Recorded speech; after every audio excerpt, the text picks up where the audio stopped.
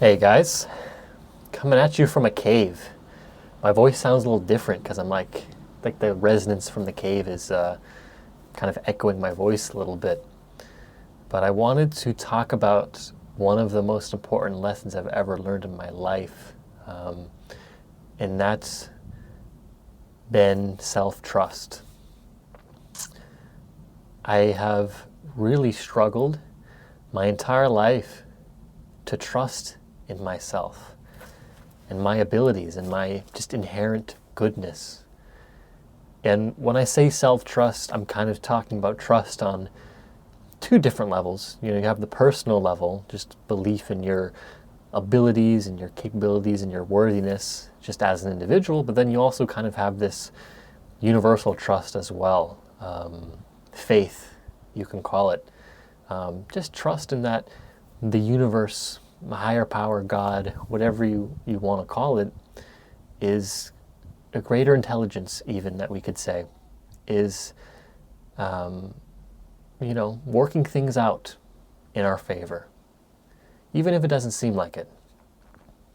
And we'll touch upon these two different aspects of trust, but I'd just like to share a bit about my story and how I went from this disgruntled, angry teenager who hated the world, angry at the world, and just was very disillusioned. And I struggled with my self-worth. I didn't believe I was capable. I didn't believe I was good enough. And ultimately, I didn't believe I was worthy of living the life that I truly wanted to live at my core. I was also very cynical. On one hand, I wasn't very disciplined. I always was, watching porn or playing video games, or just my mind latching on to various things to distract myself, to take my attention away from the pain that I felt inside me. And when I really think about it now, all of that stemmed from me not trusting in myself to, be disciplined and make, small steps towards the life that I want. But I also just didn't trust in reality. I didn't trust in the universe. I even thought that in some weird way, I didn't always think this way, but I thought at some time that when I was going through just various sufferings in high school, going through a pretty difficult romantic breakup in high school, I always just thought, why me? Why would this happen to me? Like, if there was some higher power, if there was a God, whatever it is, then he wouldn't make me suffer like this, and he wouldn't make the world suffer like this with all the wars and, all the slavery and the genocide and the rape and everything. I thought, surely, because we have those things, there's no higher power, because of course this higher power would be good and not let these things happen, right? Yet as I went through life and I continued to suffer more and more and more, and also witness the suffering of the world as well, and learned about history and learned about psychology and everything, I sort of gradually came to a perspective that suffering is actually really, really good. Like, really, really good. In the moments of my deep turmoil and deep suffering, I was so disillusioned I couldn't possibly see this at the time. But when I looked back at everything that I had gone through romantic breakups, through just being addicted to, I use that word loosely, addicted to like porn and weed and things like that, and just feeling so bad and so shameful about myself, just having this terrible self-esteem, I saw how going through all of that perfectly unfolded to where I am now, which I'm very happy most of the time. I'm very calm, I'm very centered, I'm very grounded, I'm very compassionate. I didn't have all of those qualities before. So that's me on an individual level. But then I also think about the suffering of the world as well, and how I saw, through everything that was happening, when we go through school, we learn about, the world wars, we learn about all the stuff that happened way before that, and there was all this tribal warfare and slavery and everything, and just how people were always feuding. This thing is very tribal, and people were very animalistic, and of course we're still like that in many degrees today, but I felt like I saw this overarching principle of people in society slowly learning lessons, slowly integrating a higher awareness. It was after World War II, which is the most atrocious war in all of human history, that kind of just a more world-centric awareness was born from that. We had the counterculture movement not long after World War II.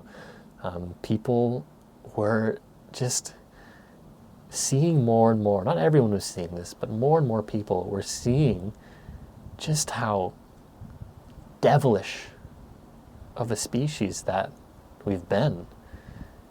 And slowly but surely, people one by one, they're learning and integrating lessons, and they're embodying a higher, more world-centric awareness, because lower levels of awareness, such as egocentrism, ethnocentrism, nation-centrism, well, they cause so much suffering, they cause so much turmoil. And now I'm looping back to the topic of suffering in general, is that is like suffering is like a fire.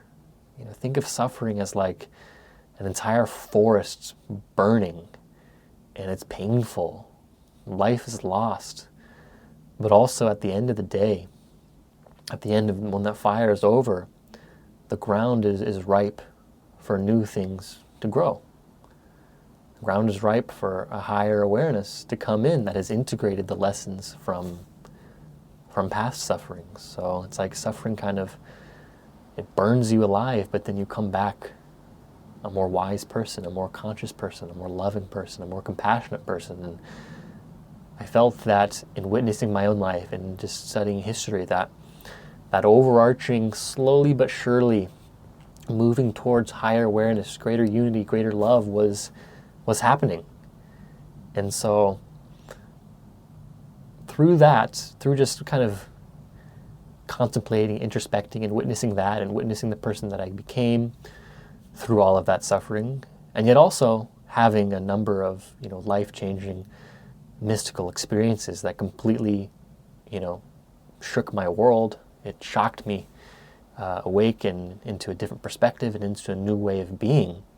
I feel that I have cultivated this really, really unshakable trust in the universe. And I don't consider myself a religious man. I don't adhere to any one perspective, but I just feel really deeply ingrained in my being, in my soul, is this trust that everything is happening for our highest good.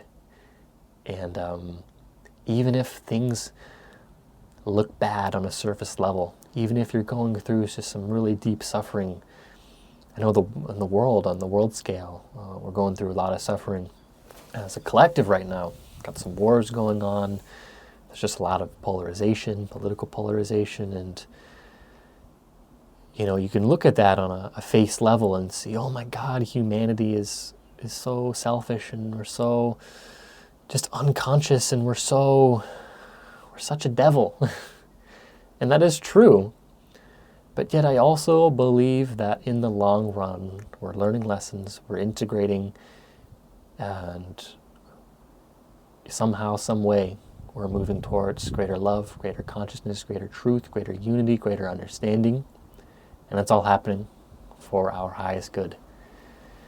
And as I more deeply and deeply integrated and lived this trust, naturally my disillusionment with life, my anger, my cynicism, it just gradually went away. And I just felt way more calm, way more peaceful. The vast majority of the time. I'm not always like that, but I would say like 98% of the time I'm pretty chill, and exactly like I am right now. And yeah, that's trust for me on a more universal, a more cosmological level. But of course, I had actually had this universal trust for a while, and it's been deepening and deepening and deepening. And a big thing for me was kind of aligning this personal trust and my personal abilities with this universal trust. And that's been a journey. And really, 2024 has been kind of aligning that, getting into alignment. Because for the longest time, I didn't believe in myself. I didn't believe I was capable. I didn't believe I was worthy. I thought I don't know exactly what I thought. I just thought I wasn't good. I wasn't good enough. I just was coming from a sense of lack in everything that I did, and it caused me to not believe in myself, to create the life that I wanted to live at my core, at my soul. And it caused me not to believe that I was good enough to be a life coach, caused me to not believe I was good enough to make these videos and have an impact that way. It just caused me to not believe I was not good enough at whatever it was I was doing. So I was just coming from a sense of lack. And this year, through a number of things, but really it was just being more accepting, more trusting, and more gentle with myself, that I was really able to deeply, deeply cultivate and align this personal trust with this more universal trust. And,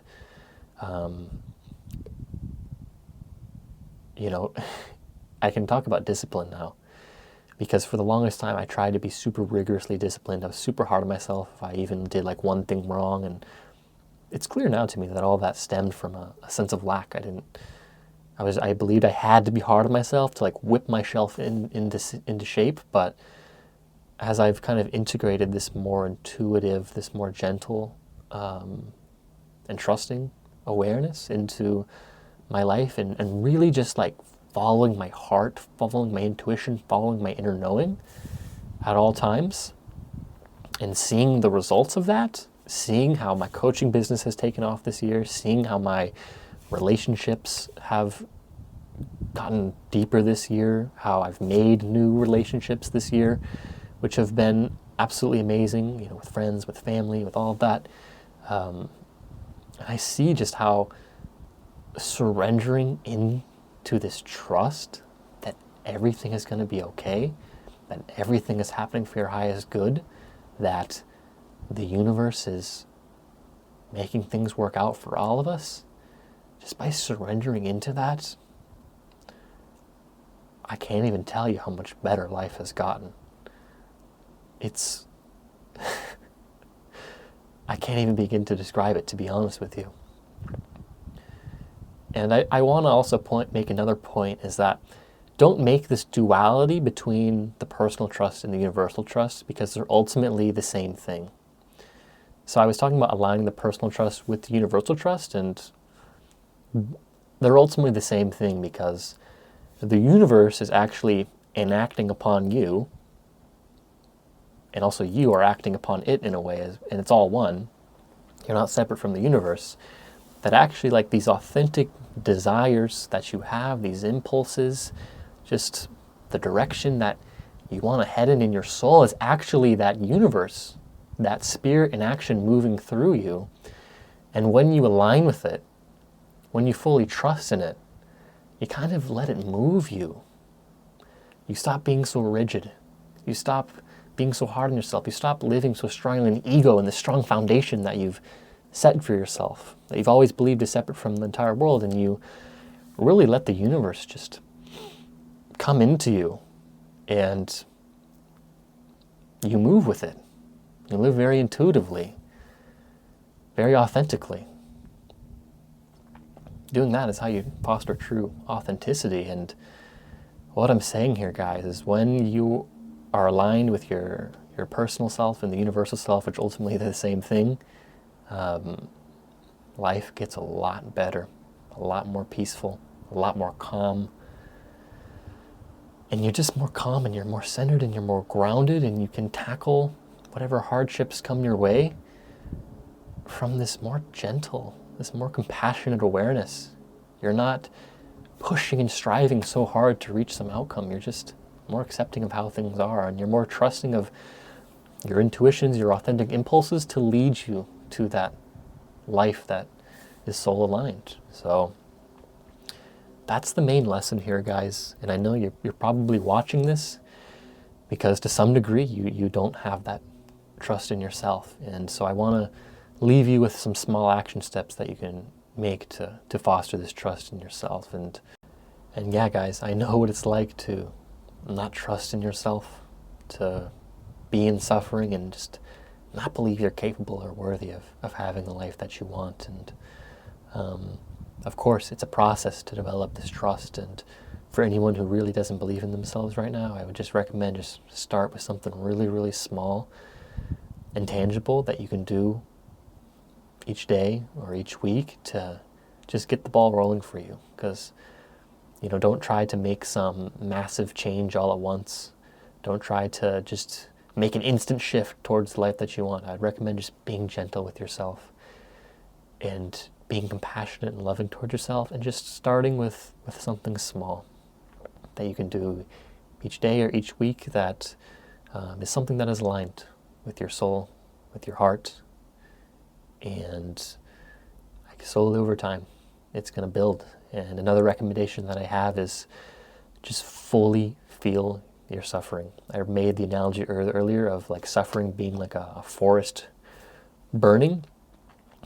And, when it comes to your personal suffering, just really allow the fire to burn. Fully feel that suffering. To fully move through suffering, you need to digest the emotions that you're experiencing. You need to process the emotions that you're experiencing. Go out in nature and introspect on what you're feeling. Write about it. Go to therapy. Do what you got to do to process everything that you're going through. But don't just block out your suffering. Don't numb yourself. Don't distract yourself from your suffering. Have the courage to feel it fully. Because when you allow the forest to fully burn, you clear the way for new growth to come. So that's what I have to say to you guys. And recommend checking out some of my other work, because that would probably help you a lot with getting a deeper understanding of this stuff and fostering that trust within yourself.